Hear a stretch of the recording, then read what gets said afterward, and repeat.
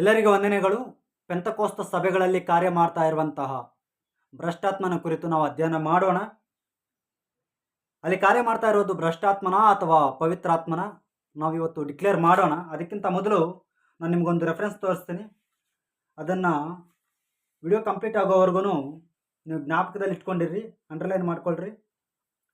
ಗಲಾತ್ಯ ದೇವರಿಗೆ ಬರೆದ ಪತ್ರಿಕೆ 1ನೇ ಅಧ್ಯಾಯ 8ನೇ ವಚನ. ಗಲಾತ್ಯ ದೇವರಿಗೆ ಬರೆದ ಪತ್ರಿಕೆ 1ನೇ ಅಧ್ಯಾಯ 8ನೇ ವಚನ. ಆದರೂ ನಾವು ಸಾರಿದ ಸುವಾರ್ತೆಗೆ ವಿರುದ್ಧವಾದದ್ದನ್ನು, ಏನಂತೆ, ನಾವು ಸಾರಿದ ಸುವಾರ್ತೆಗೆ ವಿರುದ್ಧವಾದದ್ದನ್ನು ನಾವೇ ಆಗಲಿ ಪರಲೋಕದಿಂದ ಬಂದ ದೇವದೂತನೇ ಆಗಲಿ, ಏನಂತೆ, ಪರಲೋಕದಿಂದ ಬಂದ ದೇವದೂತನೇ ಆಗಲಿ, ಯೇಸು ಕ್ರಿಸ್ತನ ಜೊತೆಯಲ್ಲಿ ನಡೆದಾಡಿದಂಥ ಅಪೊಸ್ತಲರೇ ಆಗಿರಲಿ ಅಥವಾ ಪರಲೋಕದಿಂದ ಬಂದಂತಹ ದೇವದೂತನೇ ಆಗಲಿ ಸಾರಿದರೆ ಶಾಪಗ್ರಸ್ತನಾಗಲಿ ಅಂತ ಪೌಲ್ನ ಹೇಳ್ತಾ ಇದ್ದಾನೆ. ಯೇಸು ಕ್ರಿಸ್ತನ ಜೊತೆಯಲ್ಲಿ ಶಿಷ್ಯತ್ವವನ್ನು ಹೊಂದಿಕೊಂಡು ಸುವಾರ್ತೆಯನ್ನು ಸಾರಿದಂತಹ ವ್ಯಕ್ತಿಗಳಾದರೂ ಇಲ್ಲ ಪರಲೋಕದಿಂದ ಬಂದಂತಹ ದೇವದೂತನೇ ಆದರೂ ಕೂಡ ಯೇಸು ಕ್ರಿಸ್ತನ ಶಿಲುಬೆಯ ಸುವಾರ್ತೆಗೆ ವಿರುದ್ಧವಾದದ್ದನ್ನು ಸಾರಿದರೆ ಅವನು ಶಾಪಗ್ರಸ್ತನಾಗಲಿ ಅಂತ ಪೌಲ್ನ ಹೇಳ್ತಾ ಇದ್ದಾನೆ. ಬೋಧಿಸುವಂಥ ವ್ಯಕ್ತಿಗಳು ಅವರಿಗೆ ಅನುಕೂಲವಾಗಿ ವಾಕ್ಯಗಳನ್ನು ಬದಲಾಯಿಸಿಕೊಳ್ತಾ ಇದ್ದಾರಾ ಅಥವಾ ವಾಕ್ಯಕ್ಕೆ ಅನುಕೂಲರಾಗಿ ಬೋಧನೆ ಮಾಡ್ತಾ ಇದ್ದಾರಾ, ಒಂದು ಸಾರಿ ನಾವು ಚೆಕ್ ಮಾಡ್ಕೋಬೇಕು. ಯಾಕೆ ನಾನು ಈ ಮಾತುಗಳನ್ನು ಹೇಳ್ತಾ ಇದ್ದೀನಿ ಅಂತಂದರೆ, ಯೋಹಾನು ಬರೆದ ಮೊದಲನೇ ಪತ್ರಿಕೆ, ಯೋಹಾನು ಬರೆದ ಮೊದಲನೇ ಪತ್ರಿಕೆ 4ನೇ ಅಧ್ಯಾಯ 1ನೇ ವಚನ. ಅನೇಕ ಮಂದಿ ಸುಳ್ಳು ಪ್ರವಾದಿಗಳು ಲೋಕದೊಳಗೆ ಬಂದಿರುವುದರಿಂದ ನೀವು ಆತ್ಮದ ಎಲ್ಲ ನುಡಿಗಳನ್ನು ನಂಬದೆ ಆಯಾ ನುಡಿಗಳು ದೇವರಿಂದ ಪ್ರೇರೇಪಿತವಾದವುಗಳೋ ಅಲ್ಲವೋ ಎಂದು ಅವುಗಳನ್ನು ಪರೀಕ್ಷಿಸಬೇಕು. ಯೋಹಾನನು ಬರೆದಂಥ ಮೊದಲನೇ ಪತ್ರಿಕೆಯಲ್ಲಿ ನಮಗೆ ಈ ವಾಕ್ಯ ಕಾಣಿಸುತ್ತೆ. 4ನೇ ಅಧ್ಯಾಯ 1ನೇ ವಚನ. ಇನ್ನೊಂದು ಸರಿ ಓದ್ತೀನಿ. ಅನೇಕ ಮಂದಿ ಸುಳ್ಳು ಪ್ರವಾದಿಗಳು ಲೋಕದೊಳಗೆ ಬಂದಿರುವುದರಿಂದ ನೀವು ಆತ್ಮದ ಎಲ್ಲ ನುಡಿಗಳನ್ನು ನಂಬದೆ, ಆತ್ಮದ ಎಲ್ಲ ನುಡಿಗಳನ್ನು ನಂಬದೆ ಆಯಾ ನುಡಿಗಳು ದೇವರಿಂದ ಪ್ರೇರಿತವಾದವುಗಳೋ ಅಲ್ಲವೋ ಎಂದು ಅವುಗಳನ್ನು ಪರೀಕ್ಷಿಸಬೇಕು. ಏನು ಮಾಡಬೇಕಂತೆ? ಪರೀಕ್ಷಿಸಬೇಕು ಅಂತೆ. ಯಾಕೆ? ಮತ್ತೊಂದು ರೆಫರೆನ್ಸನ್ನು ನಿಮಗೆ ತೋರಿಸ್ತೀನಿ. ಕೊರಿಂಥದವರಿಗೆ ಬರೆದ 2ನೇ ಪತ್ರಿಕೆ 11ನೇ ಅಧ್ಯಾಯ 13ನೇ ವಚನ. ಆದರೆ ಅಂಥವರು ಸುಳ್ಳು ಅಪೊಸ್ತಲರು, ಮೋಸಗಾರರಾದ ಕೆಲಸದವರು ಕ್ರಿಸ್ತನ ಅಪೊಸ್ತಲರಾಗಿ ಕಾಣಿಸಿಕೊಳ್ಳುವುದಕ್ಕೆ ವೇಷ ಹಾಕಿಕೊಳ್ಳುವರು ಆಗಿದ್ದಾರೆ. ಇದೇನು ಆಶ್ಚರ್ಯವಲ್ಲ. ಸೈತಾನನು ತಾನೇ ಪ್ರಕಾಶ ರೂಪವುಳ್ಳ ದೇವದೂತನ ವೇಷವನ್ನು ಹಾಕಿಕೊಳ್ಳುವಾಗ ಅವನ ಸೇವಕರು ಸಹ ನೀತಿಗೆ ಸೇವಕರಾಗಿ ಕಾಣಿಸುವುದಕ್ಕೆ ವೇಷ ಹಾಕಿಕೊಳ್ಳುವುದು ದೊಡ್ಡದಲ್ಲ. ಬಹಳ ಕ್ಲಿಯರಾಗಿ ಪೌಲನು ಇಲ್ಲಿಯೂ ಕೂಡ, ಅಲ್ಲಿ ಯೋಹಾನನು ಹೇಳ್ದ, ಇಲ್ಲಿ ಪೌಲನು ಹೇಳ್ದ. ಅನೇಕ ಸಂದರ್ಭದಲ್ಲಿ ಅವರು ನಮಗೆ ಎಚ್ಚರಿಸಿದ್ದಾರೆ, ಎಚ್ಚರಿಕೆಯ ಮಾತುಗಳನ್ನು ನೀಡಿದ್ದಾರೆ. ಅದೇ ಎಚ್ಚರಿಕೆಯ ಮಾತುಗಳನ್ನು ನಾನು ಹೇಳಿದ್ರೆ ನೀನು ಯಾವನ್ ಮಾತಾಡಲಿಕ್ಕೆ ಅಂತಾರೆ. ಈ ರೀತಿ ಮಾತಾಡೋರು ಮೊಣಕಾಲಲ್ಲಿ ಮೆದುಳಿರೋವಂಥ ವ್ಯಕ್ತಿಗಳು. ತಲೆಯಲ್ಲಿ ಮೆದುಳಿರೋನು ಯೋಚನೆ ಮಾಡ್ತಾನೆ, ಮೊಣಕಾಲಲ್ಲಿ ಮೆದುಳಿರೋವಂಥ ವ್ಯಕ್ತಿಗಳಿಗೆ ಯೋಚನೆ ಮಾಡುವಷ್ಟೊತ್ತು ಜ್ಞಾನ ಇಲ್ಲ. ಅದರಿಂದ ಅಂಥವ್ರ ಕುರಿತು ನಾವು, ಯಾಕಂದರೆ ಅವ್ರಿಗೆ ಯೋಚನೆ ಮಾಡೋ ಶಕ್ತಿ ಅವ್ರಿಗೆ ಇಲ್ದಿದ್ದ ಮೇಲೆ ಅವ್ರ ಕುರಿತು ನಾವು ಟೀಕೆ ಮಾಡೋದು ತಪ್ಪಾಗುತ್ತೆ. ಅದಕ್ಕೆ ನಾವು ನಿತ್ಯ ಜೀವಕ್ಕಾಗಿ ತವಕ ಪಡುವಂತಹ ವ್ಯಕ್ತಿಗಳಿಗಾಗಿ, ಸತ್ಯದ ಸುವಾರ್ತೆಯನ್ನು ಸಾರಲೇಬೇಕೆಂಬ ಭಾರವನ್ನು ಹೊತ್ತುಕೊಂಡಿರುವಂತಹ ವ್ಯಕ್ತಿಗಳಿಗಾಗಿ ಈ ಎಚ್ಚರಿಕೆಯ ಮಾತುಗಳನ್ನು ನಾನು ಹೇಳ್ತಾ ಇದ್ದೀನಿ ಹೊರತು ಕೇಳದೇ ಇರುವಂಥ ವ್ಯಕ್ತಿಗಳಿಗೆ ಅಲ್ಲ, ಅವರನ್ನು ದೇವರೇ ಬದಲಾಯಿಸಬೇಕು. ಹಾಗೆ ಯಾಕೆ ಈ ಮಾತುಗಳನ್ನು ನಾನು ಹೇಳ್ತಾ ಇದ್ದೀನಿ ಅಂತ ನಾವು ನೋಡೋದಾದರೆ, ಅವಾಗಲೇ ನಾನು ಹೇಳಿದ್ನಲ್ಲ, ಗಲಾತ್ಯದವರಿಗೆ ಬರೆದ ಪತ್ರಿಕೆ 1ನೇ ಅಧ್ಯಾಯ 8ನೇ ವಚನ.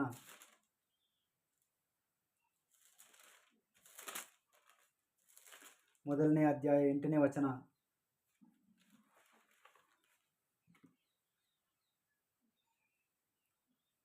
ನಾವು ನಿಮಗೆ ಸಾರಿದ ಸುವಾರ್ತೆಗೆ ವಿರುದ್ಧವಾದದನ್ನು ನಾವೇ ಆಗಲಿ ಪರಲೋಕದಿಂದ ಬಂದ ದೇವದೂತನೇ ಆಗಲಿ ನಿಮಗೆ ಸಾರಿದರೆ ಅವನು ಶಾಪಗ್ರಸ್ತನಾಗಲಿ ಅಂತ ನಾವು ನೋಡಿದ್ವಿ ಆಗಲೇ.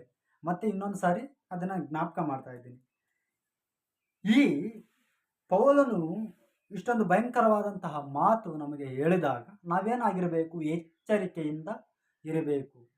ಯಾಕಂತಂದರೆ ಸುಳ್ಳು ಬೋಧಕರು, ಸುಳ್ಳು ಕ್ರಿಸ್ತರು ಅನೇಕರು ಬಂದಿರೋದ್ರಿಂದ ನಾವು ಎಚ್ಚರಿಕೆಯಿಂದ ಇರಬೇಕು. ಇಲ್ಲ ಅಂತಂದರೆ ಪೇತ್ರನು ಬರೆದ ಮೊದಲನೇ ಪತ್ರಿಕೆ, ಪೇತ್ರನು ಬರೆದ ಮೊದಲನೇ ಪತ್ರಿಕೆ ಅಲ್ಲಿ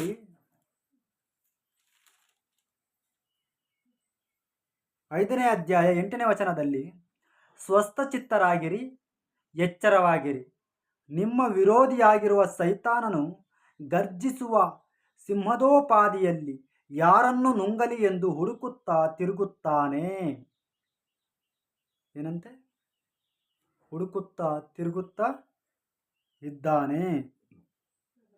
ನೀವು ನಂಬಿಕೆಯಲ್ಲಿ ದೃಢವಾಗಿದ್ದು ಅವರನ್ನು ಎದುರಿಸಿರಿ. ಏನಂತೆ? ಅವರನ್ನು ಎದುರಿಸಿರಿ. ಎದುರಿಸ್ಬೇಕಂತೆ. ನಾವು ಎದುರಿಸ್ತೀವ? ನಾನು ಅವರಿಗೆ ಎಚ್ಚರಿಕೆ ಮಾತುಗಳನ್ನು ಹೇಳ್ತಾ ಇದ್ರೇನೆ ಸಹಿಸಿಕೊಳ್ಳಕ್ಕೆ ಆಗ್ತಾ ಇಲ್ಲ, ಇನ್ನು ಹೋಗಿ ಎದುರಿಸೋದೆಲ್ಲಿ? ಸೊ ನಾವು ಏನು ಮಾಡೋಕ್ಕಾಗೋದಿಲ್ಲ. ಆದರೆ ಯಾಕೆ ಈ ಮಾತುಗಳನ್ನು ಹೇಳ್ತಾ ಇದ್ದೀನಿ ಅಂತಂದರೆ, 1906ರಲ್ಲಿ ಅಮೇರಿಕಾ ಎಂಬ ದೇಶದಲ್ಲಿ ಲಾಸ್ ಏಂಜಲೀಸ್ ಎಂಬ ಪಟ್ಟಣದಲ್ಲಿ ಈ ಪೆಂತಕೋಸ್ತು ಸಂಬಂಧಪಟ್ಟಂಥ ಭ್ರಷ್ಟಾತ್ಮನು ಅವತ್ತು ಅಲ್ಲಿ ಅವನು ಪ್ರಾರಂಭವಾದನು ಸಭೆಗಳನ್ನು ನುಂಗೋದಿಕ್ಕೆ. 1970ರಷ್ಟಕ್ಕೆ ಅಮೇರಿಕ ಎಲ್ಲ ಅವನ ಸುವಾರ್ತೆ ಕಂಪ್ಲೀಟ್ ಮಾಡಿಬಿಟ್ಟ. 1980ರಷ್ಟಕ್ಕೆ ಅವನು ಯುರೋಪ್ ಖಂಡಕ್ಕೆ ಆವರಿಸಿಕೊಂಡ. 1980ರಿಂದ ಇಲ್ಲಿನವರೆಗೆ ಎಲ್ಲ ದೇಶಗಳನ್ನು ಕಂಪ್ಲೀಟ್ ಮಾಡಿಬಿಟ್ಟ. 1906ಕ್ಕಿಂತ ಮೊದಲು ಇದಿಲ್ಲ. ಈ ಪೆಂತಕೋಸ್ತು ಸಭೆಗಳಲ್ಲಿ ನಡೀತಾ ಇರುವಂತಹ ಕಿರ್ಚಾಡೋದು, ಬಿದ್ದೋಗೋದು, ಪ್ರವಾದಿಸುವಂಥದ್ದು, ಪ್ರವಾದನೆ, ಜ್ಯೋತಿಷ್ಯ ಹೇಳ್ತಾರಲ್ಲ ಅದು, ಕಣಿ ಹೇಳೋದು, ಇವೆಲ್ಲ ಅದಕ್ಕೂ ಮೊದಲು ಇದ್ದಂಥ ಮಿಷನರಿಗಳು ಅಥವಾ ಅದಕ್ಕೂ ಮೊದಲು ಇದ್ದಂಥ ದೈವ ಸೇವಕರುಗಳು ಯಾವತ್ತು ಈ ರೀತಿಯಾದಂಥ ತಮಾಷೆಗಳನ್ನು ಮಾಡಲಿಲ್ಲ. ಅವರು ಅನಾಗರಿಕತೆಯಿಂದ ಜೀವಿಸ್ತಾ ಇದ್ದಂಥ ವ್ಯಕ್ತಿಗಳ ಬಳಿಗೂ ಹೋಗಿ ಅವರ ಪ್ರಾಣವನ್ನು ಕೂಡ ಲೆಕ್ಕ ಮಾಡದೆ ಅನೇಕ ಜನರು ಸುವಾರ್ತೆ ನಿಮಿತ್ತ ಹತಸಾಕ್ಷಿಗಳಾಗೋದ್ರು, ಸತ್ತೋದ್ರು, ಕುಟುಂಬಗಳನ್ನು ಬಿಟ್ಟೋದ್ರು. ಅನೇಕ ಜನರು ಅವರ ಶವಗಳು ಕೂಡ ಅವರ ಕುಟುಂಬಕ್ಕೆ ಸಿಕ್ಕಿಲ್ಲ. ಆ ರೀತಿಯಾದಂಥ ತ್ಯಾಗವನ್ನು ಮಾಡಿ ಕ್ರಿಸ್ತನನ್ನು ಪರಿಚಯಿಸಿದರೆ 1906ರಲ್ಲಿ ಲಾಸ್ ಏಂಜಲೀಸ್ ಎಂಬ ಪಟ್ಟಣದಲ್ಲಿ ಮೊಟ್ಟ ಮೊದಲನೇದಾಗಿ ಈ ಪೆಂತಕೋಸ್ತ್ ಸಭೆಗಳು ಪ್ರಾರಂಭವಾದವು. ಈ ಪೆಂತೆಕೋಸ್ತು, ಮೆಥಡಿಸ್ಟು, ಇನ್ನೂ ಅನೇಕ ಹಲವಾರು ಸಭೆಗಳು, ಈ ರೀತಿಯಾದಂಥ ಸಭೆಗಳು ಎದ್ದೊಳೆದು ಇಡೀ ಪ್ರಪಂಚವನ್ನೇ ಆವರಿಸಿಕೊಂಡು ಬಿಟ್ಟು. ಅವಾಗಲೇ ಹೇಳಿದ್ನಲ್ಲ ನಾನು, ಗಲಾತ್ಯದವರಿಗೆ ಬರೆದ ಪತ್ರಿಕೆ 1ನೇ ಅಧ್ಯಾಯ 8ನೇ ವಚನ.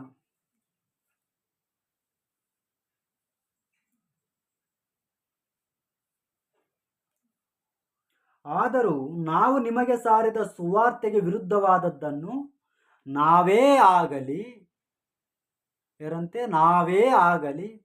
ಪರಲೋಕದಿಂದ ಬಂದ ದೇವದೂತನೇ ಆಗಲಿ ನಿಮಗೆ ಸಾರಿದರೆ ಅವನು ಶಾಪಗ್ರಸ್ತನಾಗಲಿ ಅಂತ. ಇವತ್ತು ಅವರು ಅಪೊಸ್ತಲರ ಕೃತ್ಯಗಳು 2ನೇ ಅಧ್ಯಾಯದಲ್ಲಿ ಇದ್ದಂಥ ಒಂದು ರೆಫರೆನ್ಸನ್ನು ಅವರು ಕೋಡ್ ಮಾಡ್ತಾ, ಮತ್ತು ಕೊರಿಂಥದವರಿಗೆ ಬರೆದ ಪತ್ರಿಕೆಗಳಲ್ಲಿ ಇದ್ದಂಥ ಕೃಪಾವರಗಳನ್ನು ಕೋಡ್ ಮಾಡ್ತಾ ಅವರು ಜನರನ್ನು ಯಾಮಾರಿಸ್ತಾ ಇದ್ದಾರೆ. ನಾವುಗಳೇನೋ ಅದನ್ನು ಅರ್ಥ ಮಾಡಿಕೊಳ್ಳೋದಕ್ಕೆ ಆಗ್ತಾ ಇಲ್ಲ. ನಾವು ಯಾಕೆ ವಾಕ್ಯಗಳನ್ನು ಅರ್ಥ ಮಾಡಿಕೊಳ್ಳಲಿಕ್ಕೆ ಆಗ್ತಾ ಇಲ್ಲ ಅಂತಂದರೆ, ನಾವು ಇವತ್ತು ಸತ್ಯದ ಮೇಲೆ ಪ್ರೀತಿ ಇಟ್ಟಿಲ್ಲ. ಸತ್ಯದ ಮೇಲೆ ಪ್ರೀತಿಯನ್ನು ಇಡದ ಕಾರಣ ಇವತ್ತು ನಾವು ನಾಶನಕ್ಕೆ ಗುರಿ ಆಗ್ತಾ ಇದ್ದೀವಿ. ಯಾವುದಕ್ಕೆ? ನಾಶನಕ್ಕೆ ಗುರಿ ಆಗ್ತಾ ಇದ್ದೀವಿ.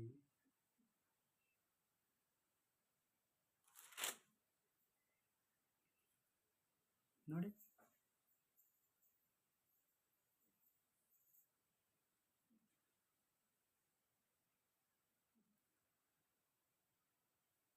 ಥೆಸಲೋನಿಕದವರಿಗೆ ಬರೆದ 2ನೇ ಪತ್ರಿಕೆ 2ನೇ ಅಧ್ಯಾಯ 9ನೇ ವಚನದಿಂದ ನಾನು ನಿಮಗೆ ಓದ್ತೀನಿ. ಅಧರ್ಮ ಸ್ವರೂಪನು, ಥೆಸಲೋನಿಕದವರಿಗೆ ಬರೆದ 2ನೇ ಪತ್ರಿಕೆ 2ನೇ ಅಧ್ಯಾಯ 9ನೇ ವಚನದಿಂದ, ಅಧರ್ಮ ಸ್ವರೂಪನು ಪ್ರತ್ಯಕ್ಷತೆಯು ಸೈತಾನನ ಮಾಟಕ್ಕೆ ಅನುಗುಣವಾಗಿರುವುದು. ಅದು ಮೋಸಗೊಳಿಸುವ ಸಕಲ ವಿಧವಾದ ಮಹತ್ಕಾರ್ಯ, ಸೂಚಕ ಕಾರ್ಯ, ಅದ್ಭುತ ಕಾರ್ಯ ಇವುಗಳಿಂದಲೂ ದುರ್ನೀತಿಯ ಎಲ್ಲ ವಂಚನೆಯಿಂದಲೂ ಕೂಡಿ ನಾಶನ ಮಾರ್ಗದಲ್ಲಿರುವವರಿಗೋಸ್ಕರ ಸಂಭವಿಸುವುದು. ಏನಂತೆ?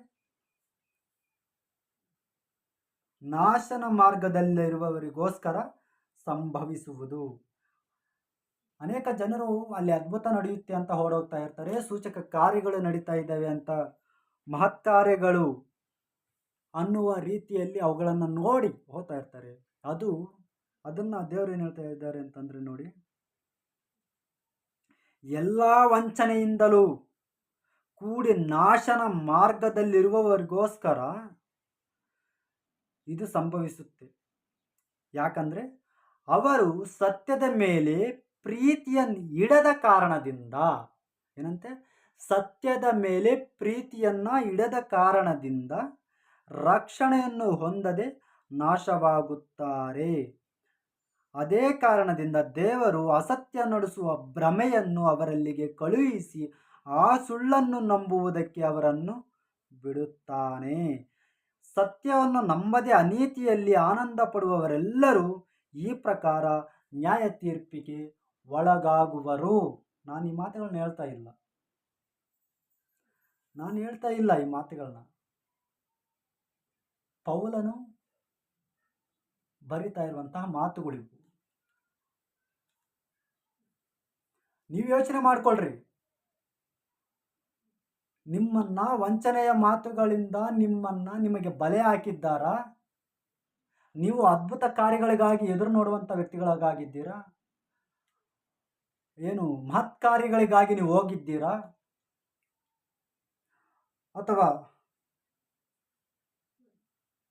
ಸಕಲ ವಿಧವಾದ ಮಹತ್ ಕಾರ್ಯಗಳು, ಸೂಚಕ ಕಾರ್ಯಗಳು, ಅದ್ಭುತ ಕಾರ್ಯಗಳಿಗಾಗಿ ನೀವು ಮನಸ್ಸಿಟ್ಟು ಇನ್ನೊಂದು ಸಭೆಗೆ ನೀವು ಹೋಗಿದ್ದೀರಾ? ಒಂದು ಸಾರಿ ನೀವು ನಿಮ್ಮನ್ನು ಪ್ರಶ್ನೆ ಮಾಡಿಕೊಳ್ಳ್ರಿ. ಹೇಳಿದ್ನಲ್ಲ, ಯೋಹಾನ ಬರೆದ ಮೊದಲನೇ ಪತ್ರಿಕೆ 4ನೇ ಅಧ್ಯಾಯ 1ನೇ ವಚನದಲ್ಲಿ ಏನಂತೆ, ಇನ್ನೊಂದ್ಸರಿ ನಿಮ್ಗೆ ಜ್ಞಾಪಕ ಮಾಡ್ತೀನಿ ಆ ವಾಕ್ಯನ.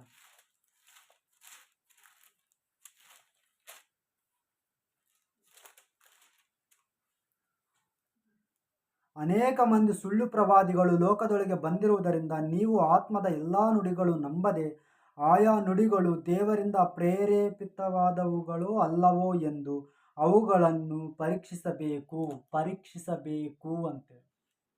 ಯಾಕಂದರೆ ಸುಳ್ಳು ಬೋಧಕರು, ಸುಳ್ಳು ಕ್ರಿಸ್ತರು ಅನೇಕ ಮಂದಿ ಇರೋದ್ರಿಂದ ಎಲ್ಲವನ್ನು ನಂಬದೆ ಪರೀಕ್ಷೆ ಮಾಡಬೇಕು ಅಂತ ಯೋಹಾನನ್ ಹೇಳ್ತಾ ಇದ್ದಾನೆ. ನಾವು ಆ ರೀತಿ ಪರೀಕ್ಷೆ ಮಾಡ್ತಾ ಇದ್ದೀವ? ನಾವು ಪರೀಕ್ಷೆ ಮಾಡ್ತಾ ಇಲ್ಲ. ಕಾರಣ ನಮಗೆ ಪರೀಕ್ಷೆ ಮಾಡೋ ಅಂದರೆ ಬೈಬಲನ್ನು ಅಧ್ಯಯನ ಮಾಡುವಷ್ಟು ಸಮಯ ನಮಗಿಲ್ಲ.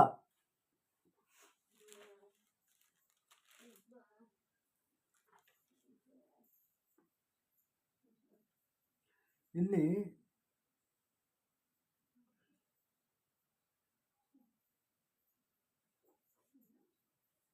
ಅಪೊಸ್ತಲರ ಕೃತ್ಯಗಳಲ್ಲಿ ನಮಗೆ ವಾಕ್ಯಗಳು ಇಲ್ಲಿ ನಾವು ನೋಡ್ಬೋದು.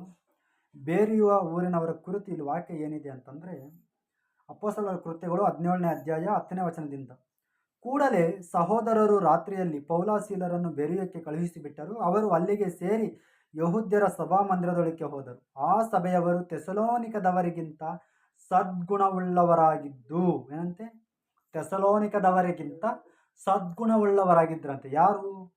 ಬೇರೆಯ ಸಭೆಯವರು.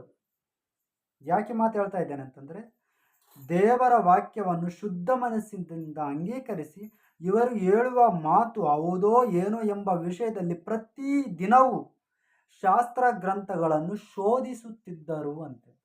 ಪ್ರತಿದಿನವೂ ಇವ್ರು ಹೇಳ್ತಾ ಇರೋದು ರೈಟ್ ಆರ್ ರಾಂಗ್ ಅಂತ ಚೆಕ್ ಮಾಡ್ತಾ ಇದ್ರಂತೆ. ನಾವಿವತ್ತು ಚೆಕ್ ಮಾಡ್ತಾ ಇದ್ದೀವ?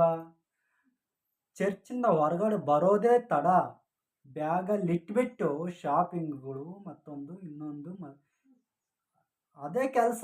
ಇನ್ನು ನಮಗೆ ಮನೆಗೆ ಸಾಯಂಕಾಲ ಬಂದರೆ ಸೀರಿಯಲ್ಗೆ ಟೈಮ್ ಆಗುತ್ತೆ, ಹೊರಗಡೆ ಇದ್ದರೆ ಶಾಪಿಂಗ್ ಟೈಮ್ ಆಗುತ್ತೆ. ಈ ರೀತಿ ಆಲೋಚನೆಗಳೇ ಹೊರತು ನಿಜ ಹೇಳಬೇಕಾದ್ರೆ ಇವತ್ತು ನಮ್ಮ ಪಾಸ್ಟ್ ಇವತ್ತು ನಮಗೆ ವಾಕ್ಯಗಳನ್ನು ವಿವರಿಸಿದ್ದಾರೆ. ನಾವು ಚೆಕ್ ಮಾಡೋಣ, ನಿಜವಾಗಲೂ ಅದು ಆ ರೀತಿ ಇದೆ, ಆ ಸಂದರ್ಭ ಏನು, ಯಾಕೆ ಈ ಮಾತುಗಳನ್ನು ದೇವರು ಬರೆಸಿದ್ದಾರೆ, ಒಂದು ಸರಿ ನಮ್ಮನ್ನು ನಾವು ಚೆಕ್ ಮಾಡ್ಕೊಳ್ಳೋಣ ಅಂತ ಯಾವನಾದರೂ ಬಂದು ಬೈಬಲ್ ತೆಗೆಯೋದಿಲ್ಲ. ಸೊ ಅದರಿಂದ ನಾವೇನು ಮಾಡಬೇಕು? ಎಚ್ಚರಿಕೆಯಿಂದ ಇರಬೇಕು. ನಾನು ಹೇಳುವಂತಹ ಮಾತುಗಳು, ನಾನು ಹೇಳಬೇಕಾಗಿರೋದನ್ನು ನಾನು ಹೇಳ್ತೀನಿ. ಅದು ನನ್ನ ಕರ್ತವ್ಯ. ಕೇಳೋದು ಬಿಡೋದು ನಿಮಗೆ ಸಂಬಂಧಪಟ್ಟಿದ್ದು. ನೀವು ಕೇಳ್ತೀರಾ ಬಿಡ್ತೀರಾ ಅದು ನಿಮ್ಮ ಕೈಯಲ್ಲೈತೆ. Thank you.